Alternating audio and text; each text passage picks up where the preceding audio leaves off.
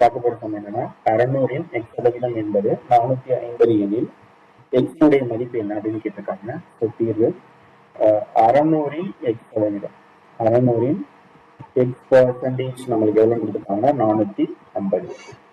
நம்மளுக்கு பர்சன்டேஜ் அப்படின்னாலே நம்ம என்ன சொல்லிடுவோம்னா 100 அப்படின்னு சொல்லிடுவோம். So 600 into x by 100 equal to 450. So இங்க 2 ஜீரோ கேன்சல் ஆயிடலாம்.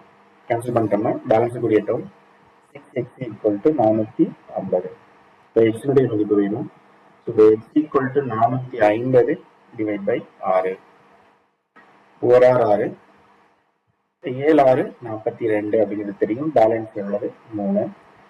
4 6 6 5 6 30. இப்போ x equal to 75. 600 x percentage 450 எனில் x உடைய மதிப்பு என்னன்னு கேட்டிருக்காங்க. அப்படின்னா இப்போ x உடைய மதிப்பு என்ன அப்படின்னு பார்த்தீங்கன்னா 75. ஸோ அடுத்த சம் பாருங்க. சம் என்ன கொடுத்துருக்காங்க, ஒரு எண்ணினுடைய மதிப்பை 25% குறைத்தால் 120 கிடைக்கிறது எனில் அந்த எண்ணை காண்க அப்படின்னு கேட்டிருக்காங்க. இதுக்கு ஒரு ஃபார்முலா இருக்கு. இப்போ a என்ற அளவை கொண்டு தொடங்கி அந்த அளவை x% குறைத்தால் நாம் பெரும் குறைந்த அளவானது difference b equal to 1 - x divide by 100 into a அப்படின்னு சொல்லிடலாம். இப்போ நம்மளுக்கு a னுடைய மதிப்பு தான் கேட்டிருக்காங்க, அந்த எண். ஸோ இப்போ ஃபார்முலா நான் சொல்லிட்டேன். ஃபார்முலா என்னது, d equal to 1 - x divide by 100 into a. இப்போ டிஃபரன்ஸ் வேல்யூ தான் எவ்வளோ கொடுத்துருக்காங்கன்னா 120. ஸோ இப்போ 120 ஈக்குவல் டு 1 - எவ்வளோ பர்சன்டேஜ் கிடைக்கிறதா சொல்லியிருக்காங்க, 25%. So 25 divide by 100 into a. 120 equal to நான் இதில் 100 அப்படிங்கிறத எல்சிஎம் எடுக்கிறேன். 100 அப்படிங்கிறத எல்சிஎம் எடுத்தோம்னா அந்த கிராஸ் மல்டிப்ளை பண்ணுவோம். 1 இன்டு 100 100 மைனஸ் 25 இன்டு a அப்படின்னு வரும்.